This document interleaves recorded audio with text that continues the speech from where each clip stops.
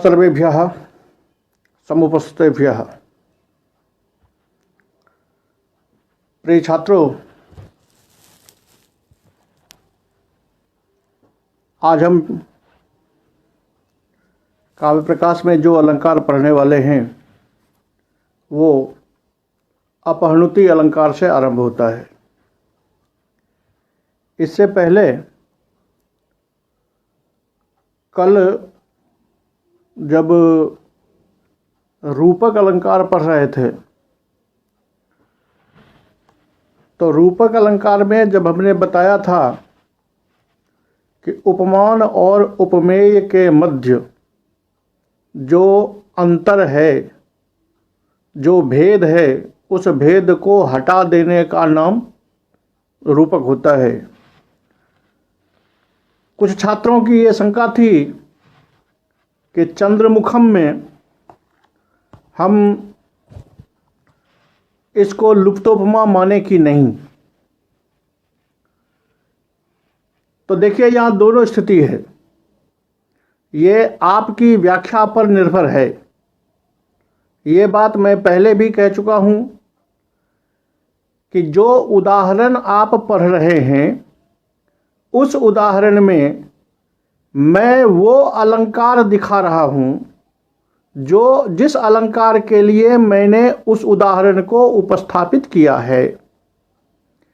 आपके सामने जब वो पुस्तक, जब वो ग्रंथ, जब वो श्लोक उपस्थित होता है, उसके भाव को आप अपने से लगाइए, अपने से उसके अर्थ पर विमर्श कीजिए।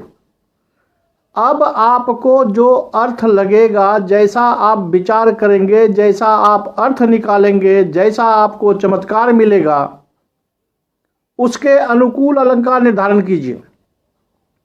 वहाँ लुप्तोपमा भी आप मान सकते हैं, लेकिन जब चंद्र एव मुखम करेंगे कि चंद्र ही मुख है तो रूपक होगा, लेकिन चंद्र इब मुखम करेंगे तब वो लुप्तोपमा होगी। ये दोनों में याद रखना है कि रूपक का प्रयोग इसलिए किया जाता है कि उस मुख को हूबहू चंद्रमा बना दिया जाता है। उपमा में तो समानता केवल दिखाई जाती है, लेकिन रूपक में हूबहू चंद्रमा का ही दूसरा रूप, चंद्रमा एव इदम, वो चंद्रमा ही है, ऐसा भाव आता है। अब इसको देखते हुए आप जैसा अर्थ लगाना चाहें वैसा लगाएं और उसी के हिसाब से आप अपना अलंकार निर्धारित कर लें। इसीलिए अलंकार को समझना जरूरी है, न कि केवल उदाहरण देख करके उस पर टिक मार्क कर लेना कि इस श्लोक में ये अलंकार है। जैसे कुछ छात्र ऐसे भी होंगे जिनको ये लग रहा होगा कि मैं तो अभी काव्य प्रकाश पढ़ रहा हूँ, मेरे कोर्स में तो साहित्य दर्पण है, तो साहित्य दर्पण में तो अलग अलंकार होगा। जी नहीं, मैं उन छात्रों को कह देना चाहता हूँ कि आप अलंकार समझिए। परिभाषाओं में शब्द भले अलग हो सकता है, दोनों की परिभाषा, साहित्य दर्पण की परिभाषा और काव्य प्रकाश की परिभाषा जो है उसमें कारिका अलग हो सकता है, लेकिन अलंकार जब विवेचन किया जाता है तो भाव दोनों का एक ही है, एक ही उपस्थिति दोनों की होती है। इसलिए अगर आप अलंकार समझ रहे हैं तो समझ जाने के बाद आप साहित्य दर्पण का उत्तर दें या काव्य प्रकाश का उत्तर दें, केवल आपको कारिका ही वहां रटनी पड़ेगी, बाकी सब कुछ वही होगा जो काव्य प्रकाश में चल रहा है, इससे कोई अंतर नहीं है। इसलिए आप लोग निश्चिंत रहें, चाहे आप साहित्य दर्पण पढ़ रहे हो चाहे काव्य प्रकाश पढ़ रहे हो, जवाब आपके पास में एक ही है कि अलंकार को समझिए कि अलंकारत्व कैसे है। चलिए अब मैं आज का अपना शुरू करता हूं। आज जो अलंकार है सामने वो है अपहनुति। अब देखिए कि मैंने जब अलंकार आरंभ किया था तो उस समय भी कहा था कि हमारी उक्ति बदलती जाएगी, कहने का प्रकार बदलता जाएगा, अलंकार बदलते जाएंगे। 3 तो आप देख चुके कि जब कहते हैं चंद्रमा के समान मुख है तो उपमा है, जब कह दिया कि चंद्रमा ही मुख है तो रूपक है। अब जो अपहनुति है वो अपहनुति क्या कहता है ये देखिए। इतनी ही बातें वहां भी आपको देखनी है। वहां केवल ये होता है कि जो प्रकृत है और जो अप्रकृत है दोनों को समझिए। प्रकृत कहते हैं हम वर्ण्य विषय जो हमारा उपमेय है, अप्रकृत है जो हम जिससे तुलना करते हैं जो हमारा उपमान है। जो हमारा उपमेय है उस उपमेय का पहले निराकरण कर दें और तब उपमान की स्थापना कर दें तो यह होता है अपहनुति। नहीं समझ में आई तो फिर से देखिए कि चंद्र और मुख अगर आप कह रहे हैं तब मुख जो है वो आपके लिए प्रकृत है, उपमेय है। चंद्रमा जो है उपमान है। अभी तक आपने उपमा में कहा कि यह मुंह चंद्रमा के समान है, रूपक में कहा कि यह मुंह चंद्रमा है। अब लैंग्वेज थोड़ा बदलता है। अब कहते हैं कि यह मुंह नहीं है, यह चांद है। याद रहे कि यहां कहना पड़ेगा कि मुंह नहीं है, यानी प्रकृत का निराकरण पहले करना पड़ेगा। प्रकृत का निराकरण करके अप्रकृत की स्थापना, यह होती है अपहनुति अलंकार। यहां रूप में दोनों उपस्थित होते हैं, यहां उपस्थित दोनों हैं, लेकिन एक का निराकरण है और एक की स्थापना है। यह स्पष्टतः होना चाहिए। यही रूपक और अपहनुति की विशेषता है। दोनों के लैंग्वेज में जो अलग आया है, जो एक नया चमत्कार आया है, वो इसी कारण कि अपहनुति में उसको आप प्रकृत को पहले निराकृत करके ये कह के कि ये मुंह नहीं है और तब कहना है कि ये चांद है। ऐसा कहने पर ये अपहनुति अलंकार होता है। इसकी परिभाषा की है आचार्य मम्मट ने, प्रकृतम जन निषिध्यान्यत स्थापनम स्यादपहनुति। प्रकृतम जन निषिध्य, प्रकृत जो है उपमेय, उसका निषेध पूर्वक, उसका निषेध करके, जत साध्यते जस्य स्थापना विधीयते जस्य निरूपणम क्रियते यत्र सा अपहनुति, वहां अपहनुति अलंकार होता है। तो जो प्रकृत में आप देख रहे हैं उसका निराकरण करके और उपमान की स्थापना करनी होती है। यही बातें साहित्य दर्पणकार ने भी कही है कि प्रकृतम जन निषिध्यान्यत स्थापनम स्याद अपहनुति। उसके बाद उन्होंने चूंकि भेद बढ़ा दिए हैं इसलिए वो कहते हैं गोपनीयम कमप्यर्थम द्योतयित्वा कथन जना यतिश्लेषे नान्यथा वा न्यत साधयेत सा अपहनुति अन्यत निषिध्य प्रकृत स्थापनम निश्चयम पुनः। वो उनका भेद अलग अलग है, लेकिन अपहनुति आपको एक ही सीखना है कि प्रकृत का निषेध और अप्रकृत की स्थापना, निषेध पूर्वक स्थापना। जैसे आचार्य मम्मट ने इसको 2 प्रकार से लिया है कि एक तो शब्दतः प्रकृत का निराकरण होता है और शब्दतः अप्रकृत की स्थापना होती है। उसको वो कहते हैं शाब्दी अपहनुति। और एक जगह जहां शब्द से निराकरण न करके बल्कि अर्थ के द्वारा ज्ञात होता है, यानी वहाँ अर्थ में आपको ये पता चलता है कि ये वास्तविक जो फूल है वो फूल नहीं है, कुछ और है। तो ये जब शब्दतः पता चले तो शाब्दी, अर्थतः पता चले तो अर्थी। अब आप कहेंगे कि शब्दतः कैसे पता चलेगा और अर्थतः कैसे पता चलेगा। उसके लिए आचार्य मम्मट द्वारा प्रस्तुत जो उदाहरण है उसको देखिए। वहाँ एक श्लोक देते हैं वो कि अवाप्तः प्रागल्भ्यम परिणत रुचः शैल तनये कलंको नैवायम बिलसति शशांकस्य वपुषि अमुष्येयम मन्ये विगलदमृतस्यंद शिशिरे रतिश्रांता सेते रजनी रमणी गाढ़ मुड़सी।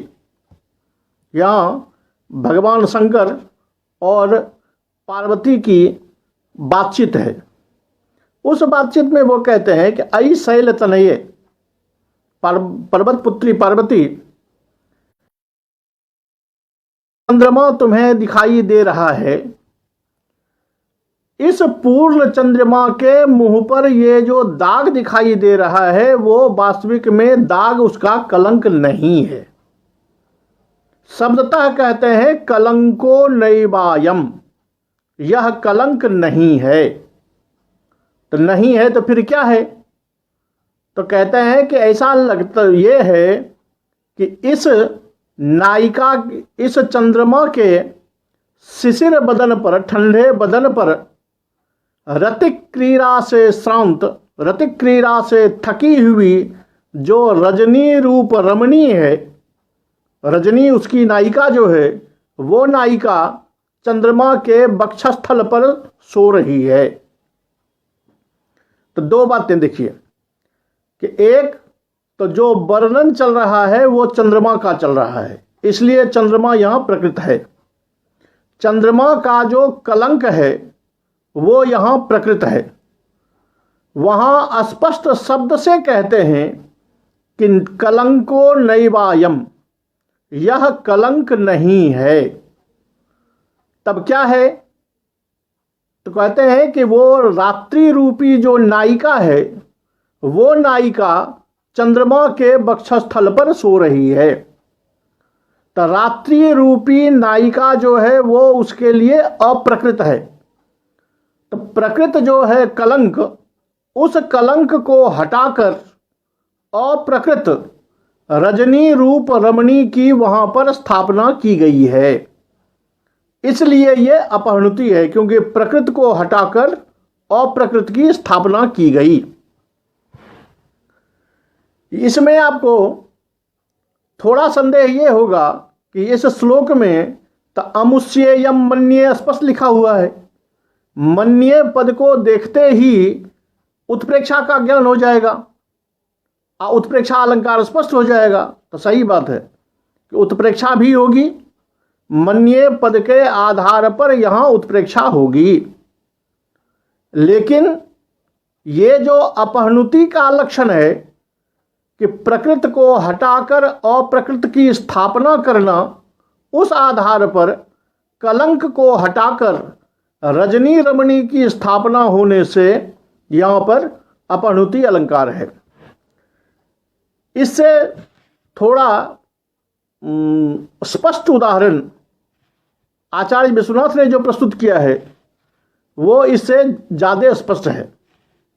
वो आकाश का वर्णन करते हैं और वो कहते हैं कि नेदम नभो मंडलमंबुराशि नैताश्च तारा नभफेन भंगा नायम शशि कुंडलितः फणीन्द्रो नासौ कलंकः सहितो मुरारिः। यहाँ कोई उत्प्रेक्षा नहीं है। आकाश का वर्णन करते हुए वो कहते हैं स्पष्ट, जो नेदम नभः, नभः उनका प्रकृत है, और स्पष्ट करते हैं कि नेदम नभः, यह आकाश नहीं है। तब क्या है? तो अंबुराशि, यह समुद्र है। नैताश्च ताराः, ये तारे नहीं हैं। तब क्या है? नभ फेन भंगाह, वो जो समुद्र की तरंगों पर फेन के बुलबुले उठ रहे हैं वो बुलबुले हैं ये सितारे। नायम शशि, यह चंद्रमा नहीं है। कुंडलितः फणींद्रो, ये सर्पराज कुंडली मारकर बैठा हुआ है। नासौ कलंकः, यह कलंक नहीं है। अपितु सहितो मुरारिही, उस शेषनाग के ऊपर में भगवान विष्णु सोए हुए हैं। तो यहाँ अब आप देख लीजिए कि आकाश के वर्णन में प्रकृत है आकाश, तारे, चंद्रमा और कलंक। इन सब को कवि ने एक एक करके प्रकृति का निराकरण किया कि यह चंद्रमा नहीं है। समुद्र की स्थापना कर दी, समुद्र है उनका उपमेय। तो कहते हैं नेदम नभा नभो मंडलम अंबुराशि, ये अंबुराशि है, समुद्र है। उसी तरह तारे नहीं हैं, फेन भंगिमा है। चांद नहीं है, शेषनाग सोया हुआ है, लेटा हुआ है कुंडली मार के। और ये कलंक नहीं है, इस पर भगवान विष्णु सोए हुए हैं। ये सुस्पष्ट है कि प्रकृति का निषेध कर दिया गया और कवि के अनुकूल, कवि जिसको वर्णित करना चाहता है उसने उस अप्रकृति की स्थापना कर दी। यानी आकाश में तारे हैं, चांद हैं, उनको हटा दिया और कह दिया कि ये न आसमान है, न तारे हैं, न चांद है, न कलंक है, अपितु ये समुद्र है। समुद्र में ये फेन है और फेन के बीच में ये शेषनाग बैठा हुआ है। शेषनाग के ऊपर में भगवान विष्णु सोए हुए हैं। ये है स्पष्ट प्रकृति का निषेध करके अप्रकृति की स्थापना करना। और वो शब्दतः, यानी शब्द से कह दिया गया है। तो ये तो हो गया आपको शाब्दी।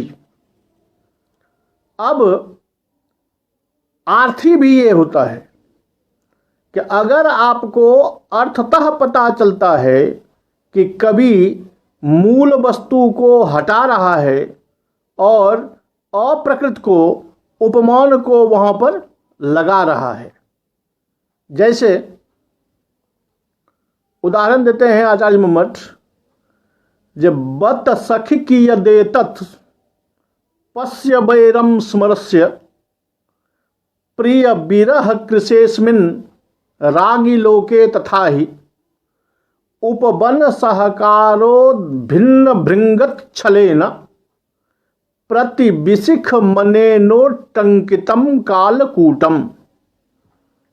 यहाँ कवि कहता है कि दो सहेली आपस में बात कर रही है कि आई सखी देखो ये कामदेव कितना दुष्ट है, कामदेव के हृदय में कितनी वैरता भरी हुई है कि प्रिय विरह कृशेस्मिन् रागी लोके, जो रागी, जो प्रेम करने वाला व्यक्ति अपने प्रियतम के विरह में है, जो विरही का संसार है, उस विरहियों के लिए उपवन सहकारो भिन्न भृंगत छलेन, इस फुलवाड़ी में जो फूलों पर भंवरे मंडरा रहे हैं, इस भंवरे के बहाने प्रतिविशिखम, कामदेव अपने बाण पर कालकूट जहर लगा रहा है।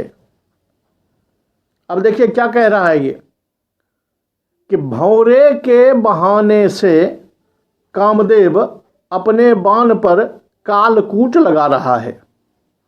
तात्पर्य कि विरही से कामदेव की दुश्मनी है। कामदेव का बाण जो है वो पुष्पों का बाण है।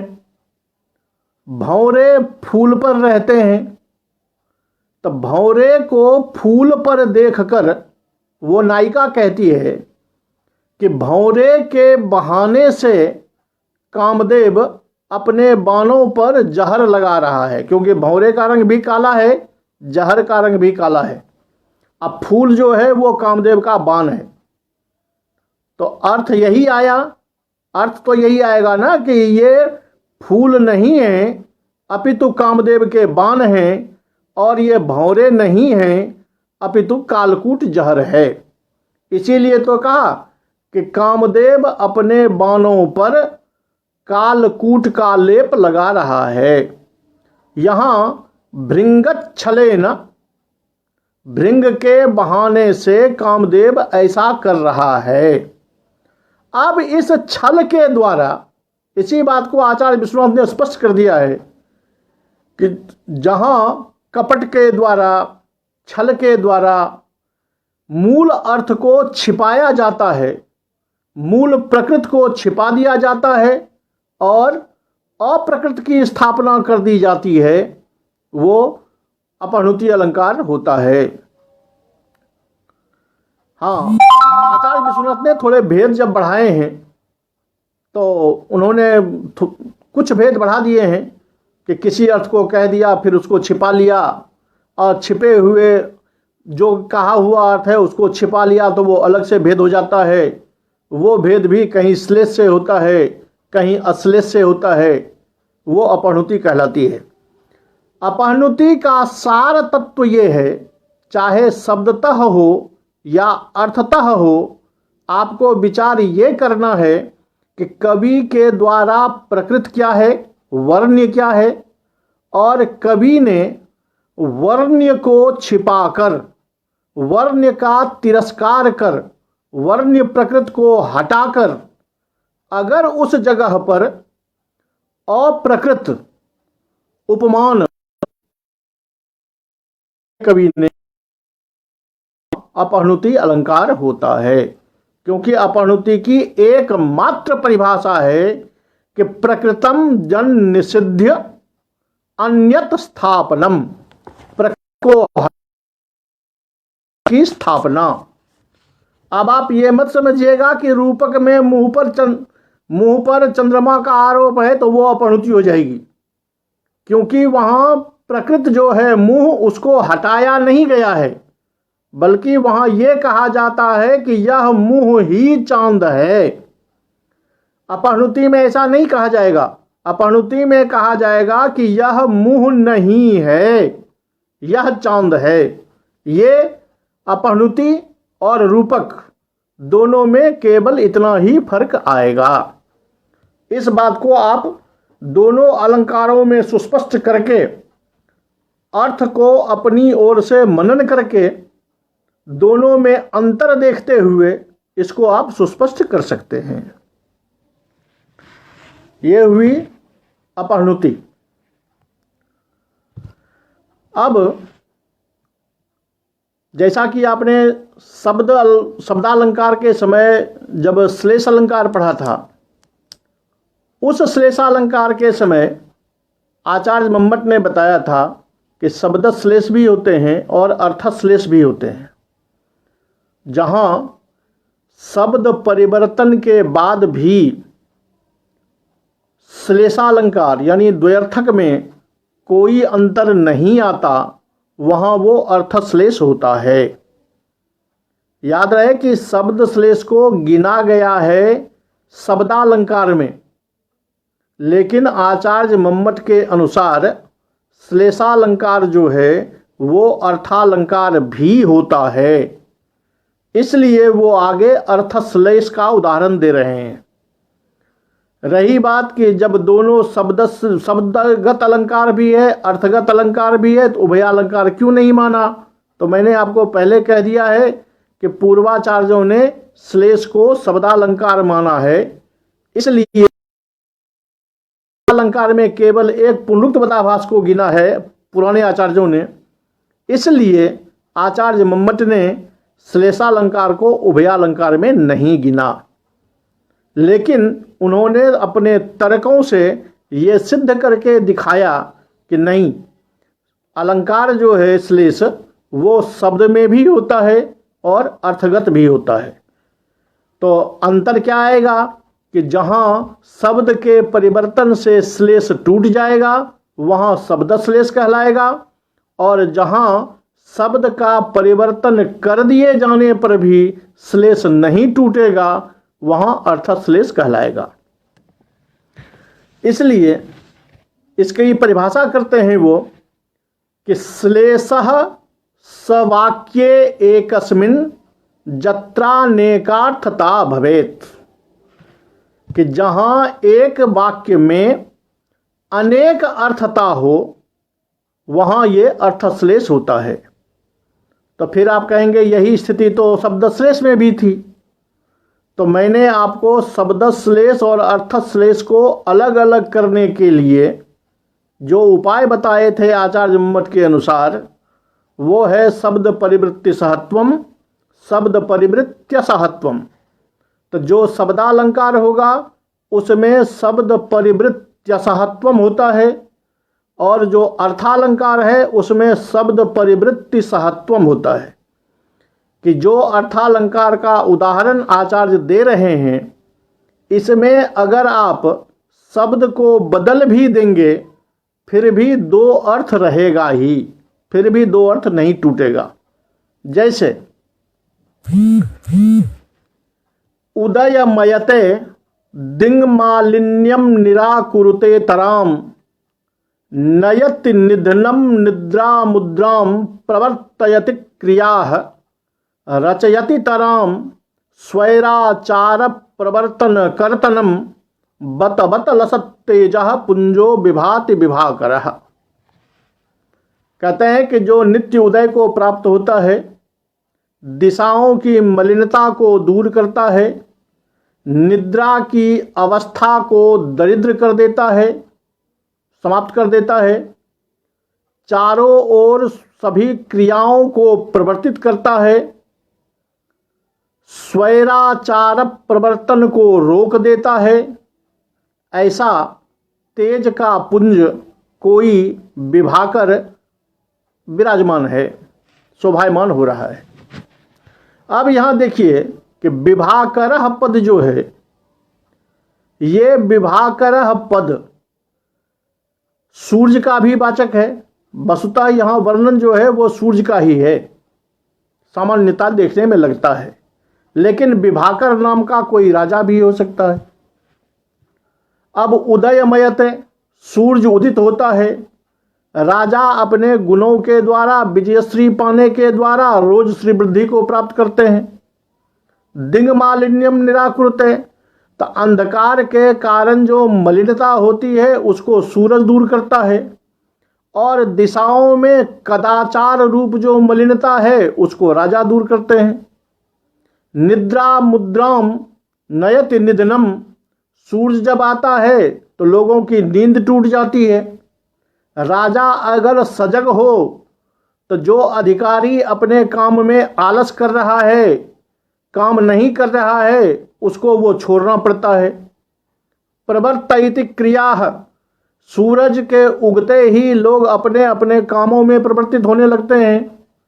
राजा अगर सही हो तो सारे अधिकारी अपने कामों में प्रवर्तित होते हैं। रचयति तराम स्वैराचार प्रवर्तन कर्तनम, सूर्य जो होता है वो रात्रि में स्वैरचारिणी जो नायिकाएं हैं, अप्सर अभिसारिकाएं, उसका गमनागमन रुक जाता है सूरज के आते ही। राजा के पक्ष में कि जो अधिकारी अपना मनमाना कर रहा हो, तो राजा अगर सजग हो तो वो उसका मनमाना कार्य जो है वो रुक जाता है। इस प्रकार अर्थ जो है वो सूरज में भी दे रहा है और विभाकर नाम के राजा में भी दे रहा है। यहां अब आप कहें कि विभाकर नामक राजा का अगर वर्णन होता तो अभिधा मूला ध्वनि जो है, जहां कहा गया है कि द्व्यर्थक शब्दों को प्रकरणादि के बल पर एक अर्थ में रोक लिया जाए तो वो वाच्य हो जाएगा और दूसरा व्यंग्य हो जाएगा। तो यहाँ भी अगर विभाकर को हम एक अर्थ में नियमित कर दें तो वाच्य हो जाएगा, और दूसरा जो सूरज पक्ष है वो व्यंग्य हो जाएगा, तो फिर यहाँ श्लेष तो होगा नहीं। तो उसी को आचार्य मत कहते हैं कि यदि यदि ये प्रकरणादि के बल पर किसी एक अर्थ में नियंत्रित हो जाएं, तब तो वो अभिधा मूला ध्वनि का विषय हो जाएगा। लेकिन जब तक ये प्रकरणादि के बल पर निश्चित नहीं है, तब दोनों अर्थ वाच्य होगा। और जब दोनों अर्थ वाच्य होगा, तब ये श्लेषालंकार का विषय होगा। और श्लेषालंकार हो गया पहली बात। अब अर्थश्लेष क्यों हुआ? तो इसलिए कि विभाकर पद जो है, जिसके लिए ये सारे पद लिखे गए हैं, उस विभाकर पद को अगर हम हटा दें, विभाकर की जगह पर प्रभाकर रख दें, तो क्या फर्क पड़ने वाला है? कुछ नहीं पड़ना है, क्योंकि सारे के सारे विशेषण जो है, सारी क्रियाएं जो दी गई हैं, वो दो अर्थ देंगे ही, क्योंकि दोनों पक्ष में लगेगा। तो शब्द परिवृत्ति सहत्वम तो हो ही जाएगा कि विभाकर जो शब्द है, इस शब्द को अगर परिवर्तित कर दिया जाए, फिर भी दो अर्थ हमें मिलता रहेगा। और जब ऐसी परिस्थिति में दो अर्थ हमको मिलता रहेगा, तो ये अर्थश्लेष का विषय होता है।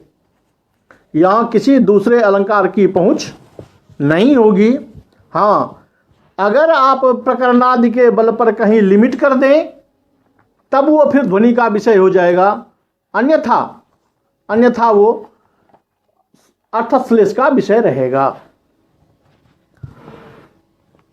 अब ये तो आचार्य मम्मट द्वारा प्रस्तुत ये उदाहरण था।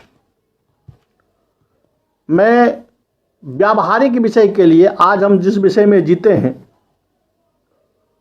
उसका एक उदाहरण आपको दे रहा हूं। इस पर भी आप विचार कीजिए कि आप ये अर्थश्लेष का विषय है या नहीं है। ये आपकी परीक्षण शैली के लिए है। ये मेरी एक पुस्तक है मिश्र मुक्तिकम, जिसमें मुक्तक श्लोक हैं सारे। उसमें ये श्लोक है, कुसुमेन वज्र मनोभिनत्ति, कुसुमेन वज्र मनोभिनत्ति च चंदनम कुरुते विषम, कुसुमेन वज्र मनोभिनत्ति च चंदनम कुरुते विषम, विनिहन्ति सुंदर यौवनम भवतीह सर्व मनोहरः, शशिना प्रतापयतीह चार्चति नित्य वक्र विलोचनाम, निज रूप गोपन पंडितो जन सेवको मदनोथवा, निज रूप गोपन पंडितो जन सेवको मदनोथवा। यहाँ सारे विशेषण जो हैं वो जनसेवक और मदन दोनों के लिए लगे हुए हैं, दोनों में काम कर रहे हैं। लेकिन जनसेवक पद को हटा के आप अगर उसका कोई पर्यायवाची रख दें, मदन को हटाकर कोई पर्यायवाची रख दें, फिर भी आपके अर्थ पर कोई फर्क नहीं पड़ने वाला है। आपको दोनों पक्षी अर्थ लगेगा ही। सारे पद जो हैं वो दो अर्थ आपको देंगे। तो अगर शब्द परिवर्तन हो जाने के बाद भी दो अर्थ आपको यथावत मिल रहे हों, तो वो अर्थालंकार का विषय, अर्थश्लेष का विषय होता है। इसलिए आचार्य मम्मट ने शब्दालंकार के समय शब्दश्लेष को गिना था, और अर्थालंकार में आकर के इन्होंने अर्थश्लेष को उपस्थापित किया है। तो ये हो गया आपको अर्थश्लेष का विषय। दो अलंकार हो गए, एक हो गया आपको अपहनुति, और ये दूसरा हो गया अर्थश्लेष। इससे आगे उन्होंने जो अलंकार बताए वो है समासोक्ति। अब देखिए कि समासोक्ति जो अलंकार है, इस अलंकार को पढ़ने पर या इससे आगे जब अलंकार इससे आगे जो आ रहे हैं, यहाँ पर अगर आप अलंकार को समझेंगे ढंग से, तब आपको पता चलेगा कि अलंकार काव्य में कैसे चारुत्व उत्पन्न करता है, अलंकार में कैसे वो सौंदर्य उत्पन्न करता है, जिसके बल पर कभी आचार्यों ने कहा होगा काव्यम ग्राह्यम अलंकारात् असौंदर्यम अलंकारः।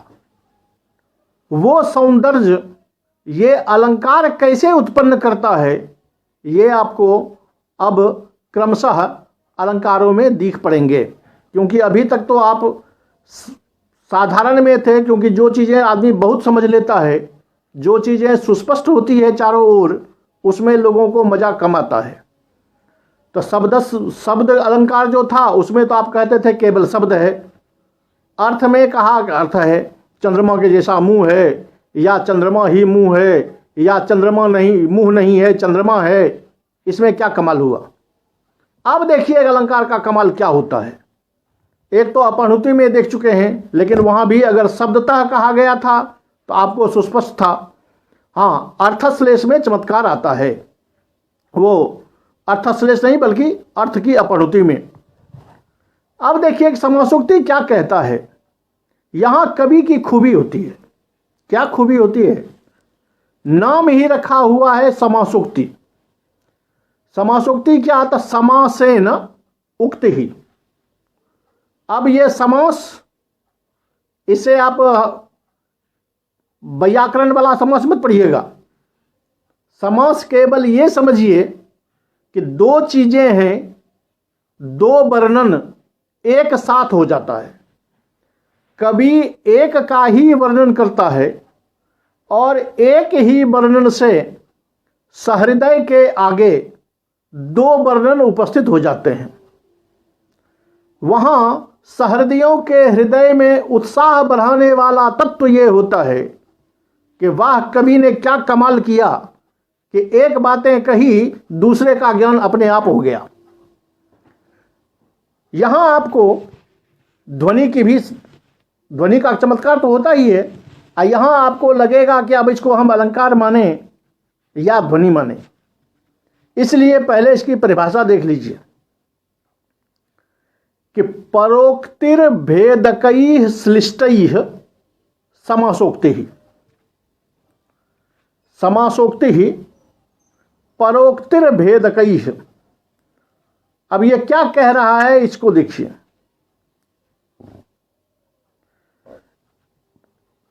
कि जब प्रकृत जो वर्णन है कवि का, जो कवि जिस विषय को आपके सामने उपस्थापित करना चाह रहा है, उसमें जब वो विशेषण लगाता है तो वो विशेषण ऐसा कमाल करता है, विशेषण इस प्रकार का लगाता है कि उससे आपको एक दूसरे अर्थ का भी बोध हो जाता है।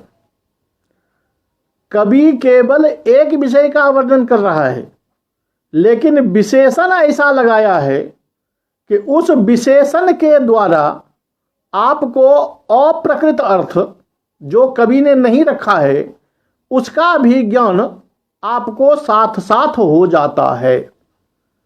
किसके बल पर? तो याद रहे कि वो उस विशेषण में प्रयुक्त शब्द के बल पर, विशेषण के बल पर केवल। कैसे? तो जब देखिए एक उदाहरण देते हैं कि लब्ध्वा तब बाहुस्पर्शम जस्याह सकोपि उल्लासः लक्ष्मीस्तब विरहे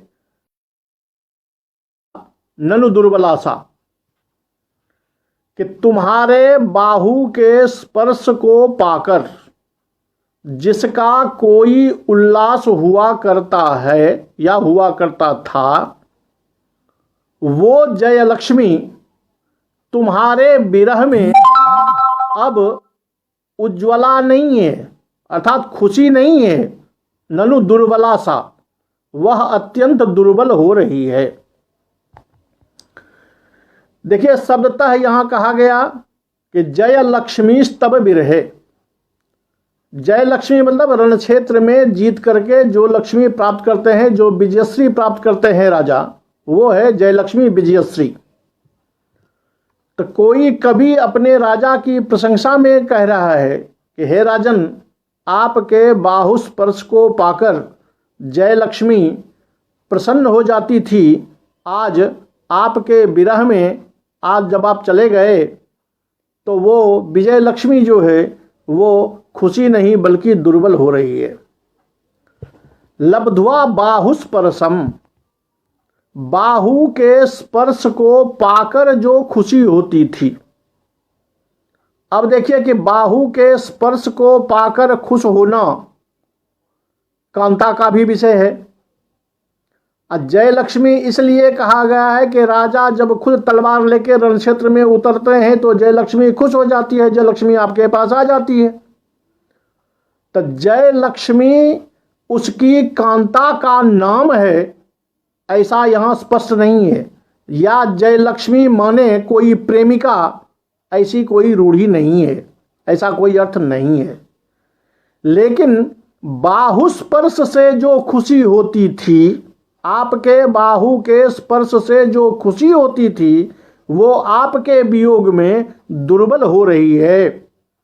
तो ये स्पष्ट अर्थ ला देता है कि कोई कांता परक भी अर्थ हो सकता है कि जो कांता, जो प्रेयसी आपके बाहु के स्पर्श से खुश हो जाती थी, वो अब आपके वियोग में अत्यधिक दुर्बला हो रही है।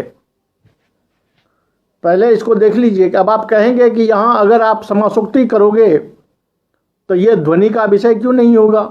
एक अर्थ सामने आ रहा है, एक वाच्य में है, एक ध्वनि में है। तो याद रहे कि ध्वनि का विषय वो होता है जहाँ वाच्यार्थ जो है वो गौण हो जाता है। वाच्यार्थ गौण होने के बाद जब दूसरा अर्थ चमत्कारकारी होता है, वहाँ ध्वनि का विषय होता है।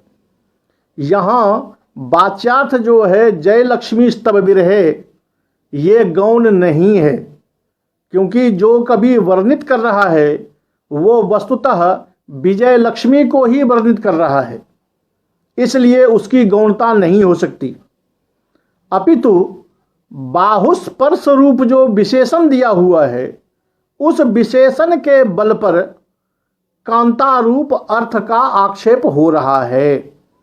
तो जब विशेषण के बल पर दूसरे अर्थ की का चमत्कार उपस्थापित हो जाता है, दूसरा अर्थ सामने आ जाता है, तो कवि के द्वारा वर्णित एक ही वर्णन में दोनों प्रकार के वर्णन मिल जाते हैं विशेषण के बल पर, वहाँ ये समासोक्ति अलंकार होता है। इससे सुस्पष्ट उदाहरण, इससे भी अच्छा उदाहरण आचार्य ध्वन्यालोककार ने, आचार्य आनंदवर्धन ने अपने ध्वन्यालोक में दिया है। उन्होंने वहाँ उदाहरण दिया है, उपोढ़ रागेन बिलोल तारकम तथा गृहीतम शशिना निशामुखम जथा समस्तम तिमिरांशुकम तया पुरोपि रागाद गलितम न लक्षितम। ये उदीयमान चांद का वर्णन किया है कि उपोढ़ रागेन चंद्रेन, जिस समय चांद उदित हो रहा है उस समय वो थोड़ा थोड़ा लाल है। तो रक्तिमा से युक्त जो चांद है, उस चांद ने बिलोल तारकम, जिसमें तारकाएं बिलुलित हो रही हैं, झिलमिला रही हैं, अभी अभी तारे उगे हैं आकाश में, वो तारे झिलमिला रहे हैं, जिसमें ऐसी निशा के मुख को, रात्रि का मुख हो गया संध्या काल, जिस समय चांद उदित हो रहा है और थोड़े थोड़े तारे उग रहे हैं, इस निशा के मुख को, संध्या को चंद्रमा ने इस कदर पकड़ा, ऐसे उसके मुंह को पकड़ा कि रात्रि के शरीर से अंधकार रूपी कपड़ा कब सरक गया ये निशा को पता नहीं चला। अब यहां देखिए कि प्रकृत वर्णन जो है वो चांद और निशा है, लेकिन विशेषण देखिए कि उपोढ़ रागेन। अब राग शब्द के दोनों अर्थ आ जाएंगे। राग माने लालिमा, जो चांद पक्ष में लग रहा है, राग माने प्रेम, प्रेम से युक्त जो चंद्र नाम का नायक है, या चंद्र नाम से कोई एक नायक हो सकता है। बिलोल तारकम मुखम, रात्रि पक्ष में ताराएं जिसमें विलुलित हो रही हैं वो रात्रि, और तारका मतलब आंख का किनारे का भाग। तो चंचल है कनीनिकाएं जिसकी ऐसी वो नायिका। इस नायिका के मुख को इस कदर पकड़ा, यानी नायिका के मुंह को नायक ने जब चूमा तो प्रेम में इतनी विभोर हो गई वो नायिका कि उसके शरीर से कपड़ा कब सरक गया उसे पता नहीं चला। तो प्रकृति में चांद और रात्रि का वर्णन है। चांद और रात्रि ये सामान्यतः आकाश में उगने वाले चांद और दिन के बाद आने वाली रात्रि का ही वाचक है। ये नायक और नायिका का वाचक नहीं है। लेकिन दोनों की जो क्रियाएं हैं, दोनों में जो विशेषण कवि ने लगाए हैं, वो विशेषण बताता है कि इससे चांद रूपी नायक और निशा रूपी नायिका, या चांद नाम का कोई और नायक, निशा नाम की कोई और नायिका, उस नायक नायिका का वर्णन है। तो यहां एक ही वर्णन से प्रकृति का भी वर्णन हो रहा है, सायंकालीन प्रकृति का, और तदभिधेय उस नाम से किसी नायक और नायिका का भी वर्णन उपस्थापित हो रहा है, क्योंकि क्रिया विशेषण प्रयोग जो है वो विशेषण दोनों में एक जैसा है। तो विशेषण साम्य के आधार पर, विशेषण के आधार पर जब एक ही उक्ति दो प्रकार के वर्णन को उपस्थापित कर देती है तब वो समासोक्ति अलंकार कहलाता है। अब यहां आप देखिए कि उपोढ़ रागे निबिलोल तारकम तथा गृहीतम शशिना निशामुखम, ये सुनते ही अगर आपको दोनों अर्थ फटाफट लग रहे हैं तो आपके मन में गुदगुदी होगी कि वाह रे लेखक, क्या कमाल किया, चांद का वर्णन किया कि नायक का वर्णन किया, यह पता ही नहीं चल रहा है भाई। हो सकता है किसी ने नायक का किया हो सकता है किसी ने चांद का किया हो। दोनों को इतना सटीक ढंग से पीरों के वर्णन कर दिया कि आप उस खुशी में डूब जाते हैं, कवि ने क्या कमाल कर दिया। यही जो आपका आनंद है, यही जो आपका आनंद है, वही क्या कहते हैं, काव्यत्व को उपस्थापित कर देता है, और वही काव्य की आह्लादकता को जन्म दे देता है। और आह्लादकता जब उपस्थापित हो जाती है तो वही कमाल हो जाता है। रही बात कि कवि जब भी वर्णन करता है, क्योंकि वस्तु ध्वनि जब आपने पढ़ा था, वस्तु ध्वनि में समस्या आई थी, ध्वन्यालोककार ने बहुत लंबा विवेचन किया है कि वस्तु ध्वनि में यह स्पष्ट होता है कि कवि का यह स्वभाव है कि वो जड़ वस्तु को भी जड़ की तरह वर्णन नहीं करता है, क्योंकि चमत्कार लाने के लिए अगर जड़ को जड़ की तरह वर्णन करें तो कोई आह्लादकता नहीं आएगी। इसलिए कवि उस जड़ में चेतनता का अस्तित्व लगाता है, तब उसको उपस्थापित करता है।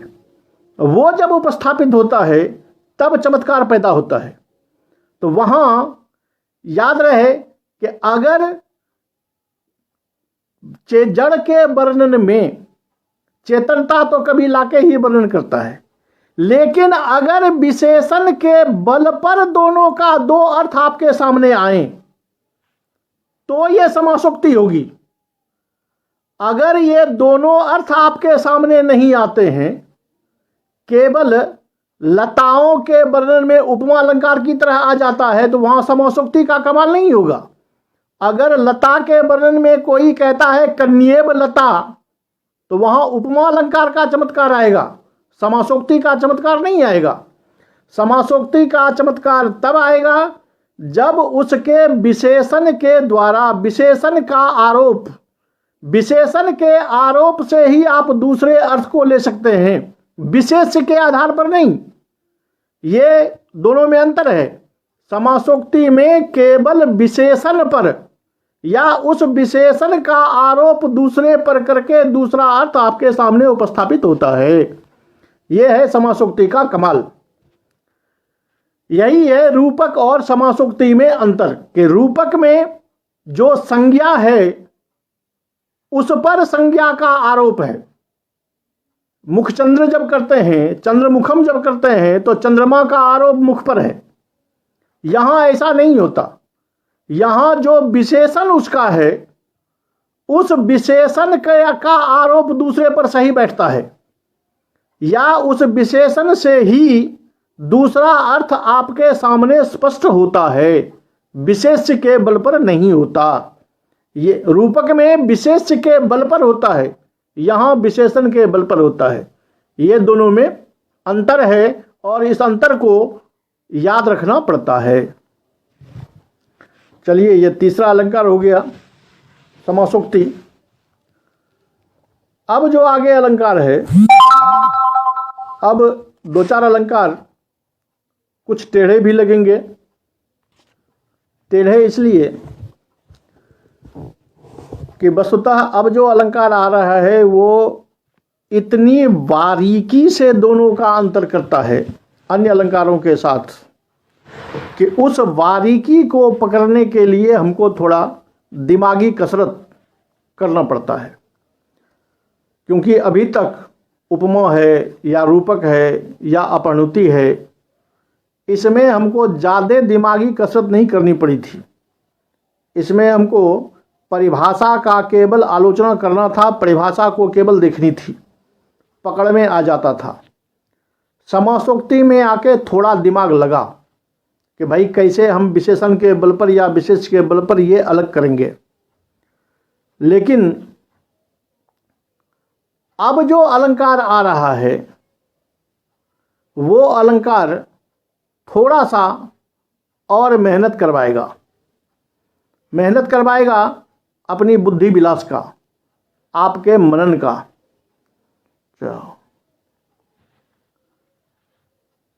चलिए, समासोक्ति और श्लेष में क्या भेद है? ठीक बात है, समासोक्ति और श्लेष। तो अभी हमने बताया था कि याद रहे कि श्लेष वहां होता है जहां पर दोनों अर्थ वाच्य हैं।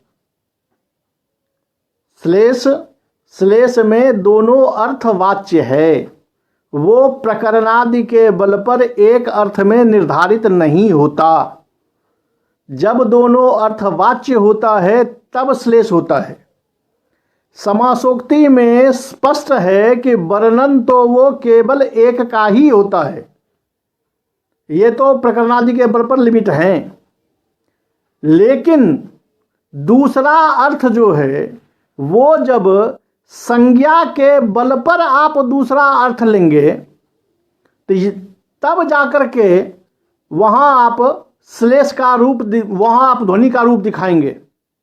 क्योंकि एक को प्रकरण में लिमिट कर लीजिए, एक को मत कीजिए, या श्लेष में दोनों अर्थ जो है वो वाच्य होते हैं। यहां क्या होता है, यहां एक अर्थ जो है, जैसे अभी उपोहरागेन बिलोल तारकम वाली बात थी, तो यहां चंद्रमा का वर्णन है, ये स्पष्ट है। अब आप कहेंगे कि यहां श्लेष क्यों नहीं माने?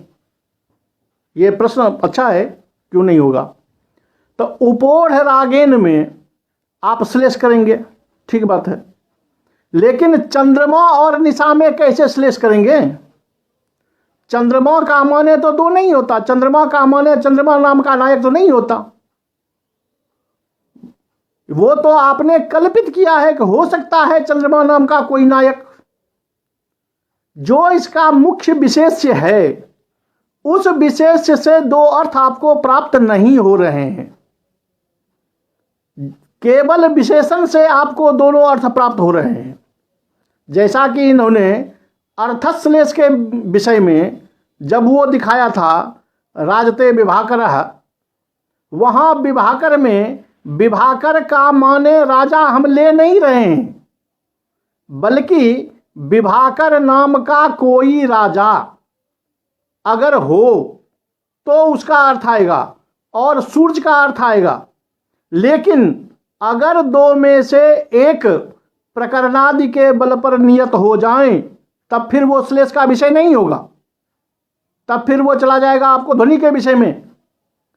चूंकि वहां प्रकरणादि के बल पर हम उसको एक अर्थ में नियंत्रित नहीं कर रहे हैं, तो नहीं करने की अवस्था में दोनों वाच्य होता है। समासोक्ति में जो उसकी संज्ञा है उसके बल पर आप दोनों का अर्थ आपका वाच्य नहीं है, वाच्य अर्थ आपका एक ही है।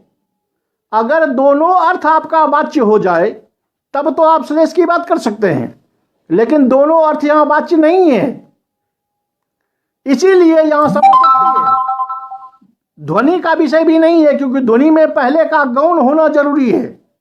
यहां पहला अर्थ चंद्रमा और निशा जो है वो गौण नहीं कर सकते, क्योंकि प्रकृत वर्णन वही है, इसलिए और न वो श्लेष का विषय है, बल्कि एक समासोक्ति अलंकार का विषय है। आगे हम चलते हैं, तो आगे है निदर्शना अलंकार। ये प्रसिद्ध अलंकार तो है ही, हाँ, इसके निर्धारण में इसको जब हम श्लोकों में देखते हैं तो कुछ आपस में अपने मन में त्वंचा हंच की स्थिति आ जाती है कि इसको हम कहाँ माने और कहाँ न माने। कभी कभी तो ऐसी परिस्थिति आ जाती है कि एक ही श्लोक में अगर हम 3-4 टीकाकारों की किताब पढ़ें तो एक उसमें निदर्शना कह देते हैं, एक उसमें दृष्टांत कह देते हैं, एक उसमें कुछ और कह देते हैं। तो स्वभावतः है कि पढ़ते समय हम घूम जाते हैं कि भाई ये अलंकार हुआ क्या, क्योंकि एक टीका पढ़ी तो हम निदर्शना कह के निकल जाएंगे, दूसरा पढ़ा तो दृष्टांत कह के निकल जाएंगे, तीसरा पढ़ा तो तुल्य योगिता कह के निकल जाते हैं।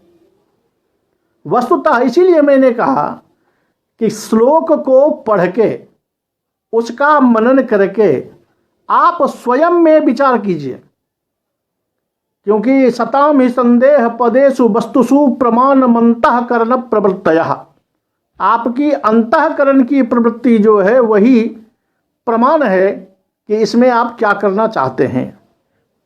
यहां कहता है कि पहले परिभाषा देख लीजिए, वस्तु संबंध उपमा परिकल्पक निदर्शन। अभवन वस्तु संबंध उपमा परिकल्पक, कि जहां दो वस्तु में संबंध न होते हुए भी उपमा का परिकल्पक होता है, वो निदर्शना होती है। अब थोड़ा सा विचित्र लग रहा है कि ये कैसे होगा।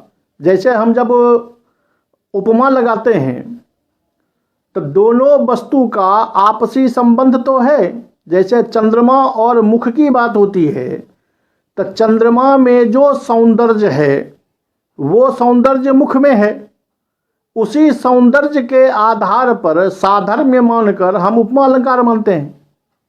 यहां कहता है कि अभवन वस्तु संबंधा, दो ऐसे वस्तु का वर्णन जिस वस्तु में आपसी कोई संबंध नहीं है, आपसी संबंध न होते हुए भी अगर दोनों में उपमान उपमेय की परिकल्पना होती है या हो सकती है, तब वो निदर्शना होती है।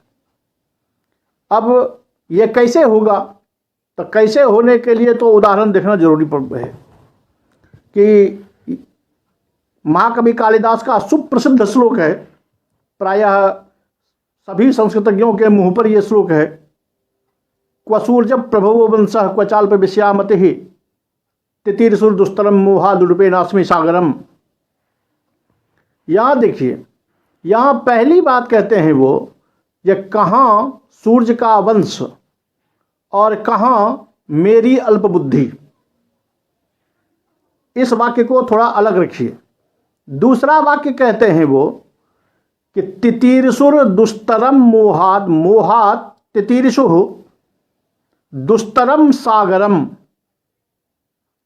मोहवश मैं दुस्तर सागर को उडुपेन, छोटी नौका से पार करने का प्रयास कर रहा हूं।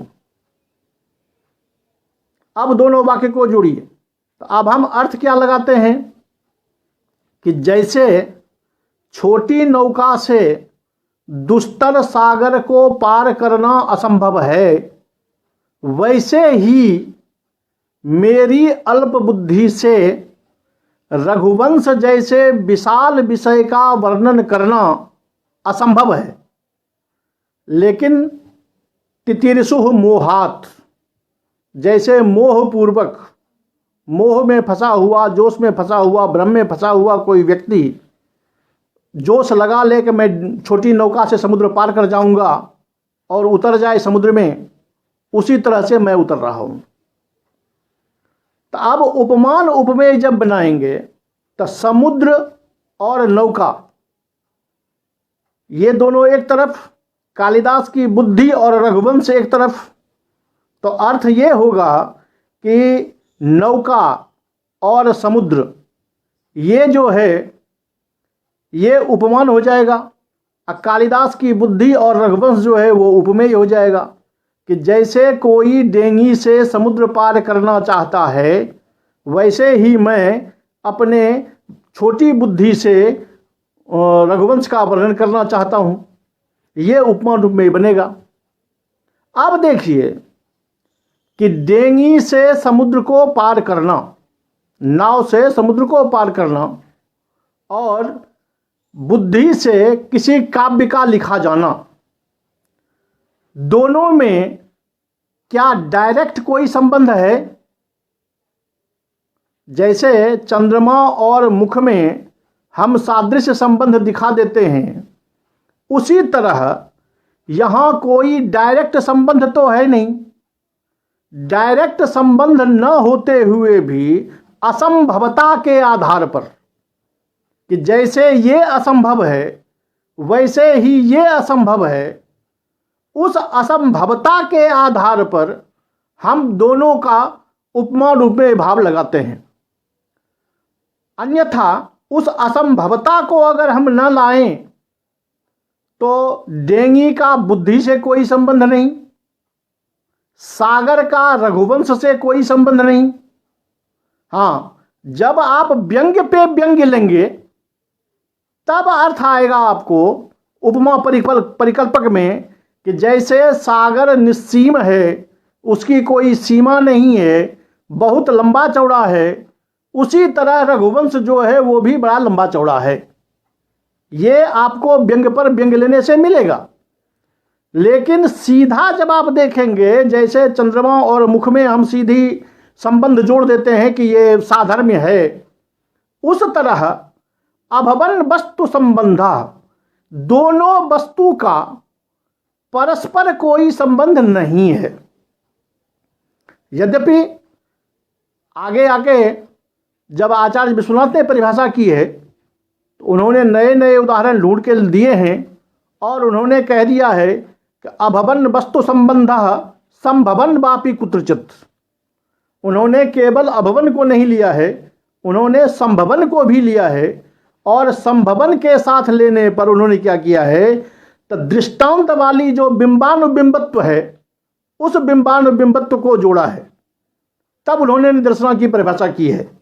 इन्होंने, आचार्य मम्मट ने केवल इतना ही कहा है कि अभवन वस्तु संबंधा, जहां आपसी संबंध सीधा नहीं है। व्यंग के बल पर तो आप संबंध जोड़ेंगे ही, तभी उपमेय बनाएंगे।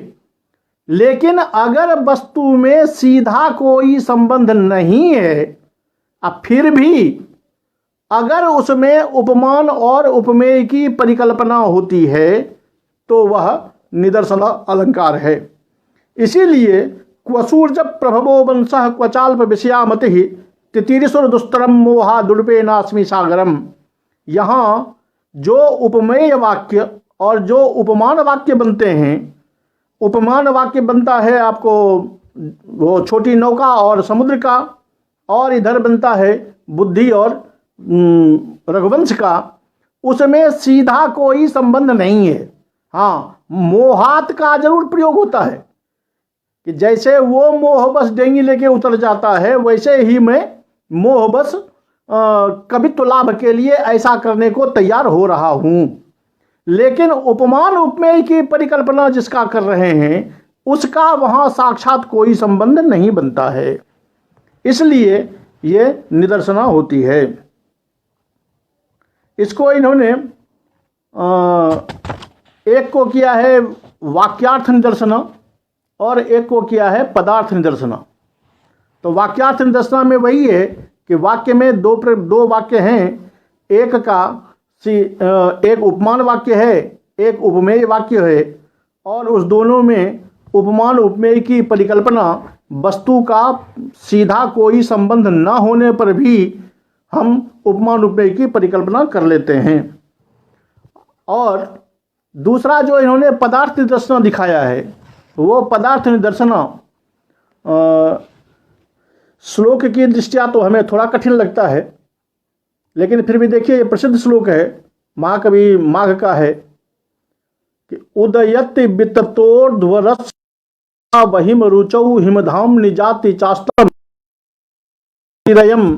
विलंबी घंटा द्वय परिवारण वारणेन्द्र लीलाम।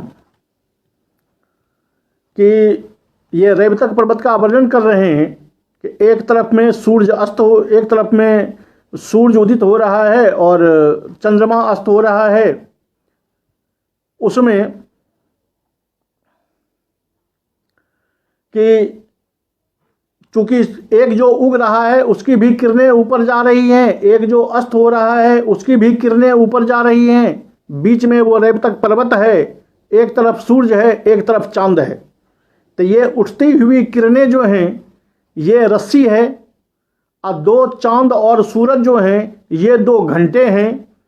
तो ऐसा प्रतीत होता है कि ये रेवतक जो है वो एक हाथी है जिसके पीठ पर किरण रूपी रस्सी से बंधे हुए ये 2 घंटे लटक रहे हैं। अब यहाँ देखिए कि इन्होंने क्या किया कि चंद्रमा और सूर्य 2 घंटे हैं, किरणें जो हैं वो रस्सी है और रेवतक जो है वो हाथी है। तो हम उपमान उपमेय क्या करते हैं कि जैसे हाथी के पीठ पर रस्सी से बंधे हुए 2 घंटे दोनों तरफ लटक रहे होते हैं, उसी तरह रेवतक के दोनों ओर चंद्रमा और सूर्य 2 घंटे लटक रहे हैं, जिससे यह रेवतक हाथी की तरह लगता है। ये उपमान उपमेय हम बनाते हैं। अब पहली बात, अभवन वस्तु संबंध कैसे होगा? क्योंकि उपमान उपमेय तो बन जाएगा कि जैसे हाथी के 2 घंटे लटकते हैं वैसे यहाँ 2 लटक रहे हैं। लेकिन अभवन वस्तु संबंध की बात जब है तो वो ये कहता है कि ये पर्वत जो है वो पर्वत भला हाथी की शोभा को कैसे धारण कर सकता है। अगर 2 चैतन्य की बात होती तो ठीक है, या ये कहते कि ये पर्वत विशालकाय होने से हाथी जैसा है तो भी चलता। लेकिन कवि ने यहाँ ये नहीं कहा है, कवि ने ये कहा है कि सूरज चंद्र रूप 2 घंटे से यह रेवतक हाथी की शोभा को 2 घंटे से युक्त हाथी की शोभा को धारण कर रहा है। तो स्वभावतः है कि हाथी और पर्वत दोनों का केवल ऊंचाई देख के आप कह सकते हैं कवि ने कल्पना गढ़ दी है हाथी की, डायरेक्ट कोई संबंध नहीं है। और ये जो परस्पर दोनों में सीधा संबंध नहीं है, इसलिए संबंधाभाव की परिकल्पना, संबंधाभाव और उपमा की परिकल्पना तो हो ही रही है, क्योंकि हाथी पर भी 2 घंटे लटके हुए होते हैं और इस पर भी 2 घंटे लटके हुए होते हैं। यहाँ परिवारन वारणेन्द्र लीलाम धत्ते जो कवि ने यहाँ कहा है, तो यहाँ पूरे वाक्य में उपमानोपमेय भाव नहीं है, केवल एक पदार्थ में है कि परिवारन वारणेन्द्र लीलाम धत्ते, हाथी के लीला को यह धारण कर रहा है। तो यानी पूरे वाक्य में अगर उपमानोपमेय स्थिति की कल्पना हो रही है तो वो वाक्यार्थ निदर्शना है, अगर किसी पद से ऐसा हो रहा है तो वो पदार्थ निदर्शना है। और जैसे हम माला रूपक में देखते थे, जैसे हमने रूपक में जैसे मालोपमा में देखा कि एक के लिए ही माला बन जाती है, जैसे रूपक में देखा कि एक के लिए ही माला बन जाती है, उसी तरह निदर्शना में भी आचार्य ने दिखाया है कि यहाँ भी माला निदर्शना होती है। कैसे? तो उदाहरण देते हैं कि दोर्भ्याम तितीर सती तरंगवती भुजंग मादातु मिच्छति करे हरिणांक बिंबम मेरुम लिलंघयिषति ध्रुवमेव देव जस्ते गुणान गदित मुद्यम मादधाति। कि हे राजन, आप गुणों को वर्णन करने का जो प्रयास करता है वो अपने दोनों भुजाओं के बल पर विशाल समुद्र को या विशाल किसी नदी को तैरकर पार करना चाहता है, या तरंगवती भुजंग समुद्र हो गया कि समुद्र को पार करना चाहता है। वो अपने हाथ से चंद्रमा को पकड़ना चाहता है, वो अपने पैरों से समुद्र मेरू पर्वत को लांघना चाहता है। अब देखिए कि वर्णन ये है कि जस्ते गुणान गदितुम, जो आपके गुणों को लिखने का प्रयास करता है वह ऐसा काम कर रहा है। तो एक के लिए, एक उपमान के लिए कि जो आपके गुणों का वर्णन करना चाहता है, उसके लिए यहाँ 3 प्रकार की निदर्शनाएं हैं कि वह समुद्र को हाथ से तैरना चाहता है, वह चंद्रमा के बिंब को अपने हाथों से पकड़ना चाहता है, वह सुमेरु पर्वत को लांघना चाहता है। अब जोड़ लीजिए कि एक वाक्य के लिए 3 उपमान उपमेय बनेंगे। ये उपमेय तो एक ही है, उसके लिए 3 उपमान दिए गए, लेकिन उस उपमान का उपमेय के साथ सीधा कोई संबंध नहीं है। वही पुरानी वाली बात है, असंभवता रूप संबंध है। असंभवता के आधार पर ही हम दोनों में उपमान उपमेय की परिकल्पना करते हैं, और इसी परिकल्पना के आधार पर यह निदर्शना होती है। ये निदर्शना चूंकि एक उपमेय के लिए यहाँ 3 उपमान के साथ निदर्शना बन रही है, इसीलिए ये माला निदर्शना कहलाती है।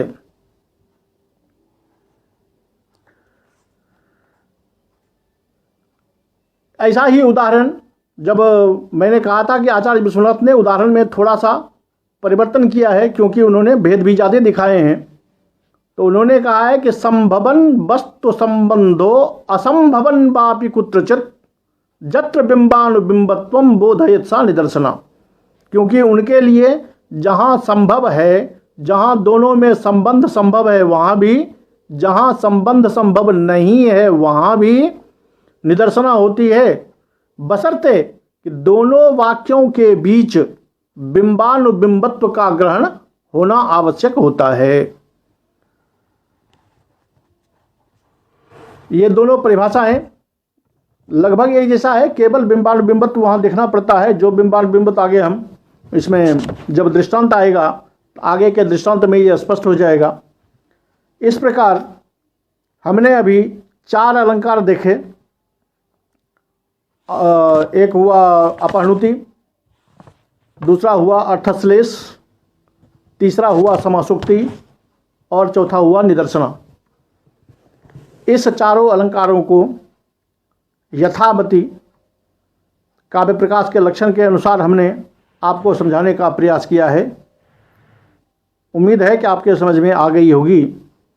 इसके बाद फिर हम कल दूसरे अलंकार के साथ, इसके बाद जो अप्रस्तुत प्रशंसा अलंकार आता है, उस अप्रस्तुत प्रशंसा अलंकार के साथ हम आपके साथ फिर उपस्थित होंगे। तब तक के लिए आप सभी को मेरा नमस्कार। स्वस्थ रहें, जहाँ भी रहें, भारतीय नियमों का, लॉकडाउन नियम का पालन करते रहें और अपने को बचा के रखें। इस उम्मीद के साथ आज का पाठ यहीं विरमित करता हूँ। सर्वेषां अभिनंदनानि।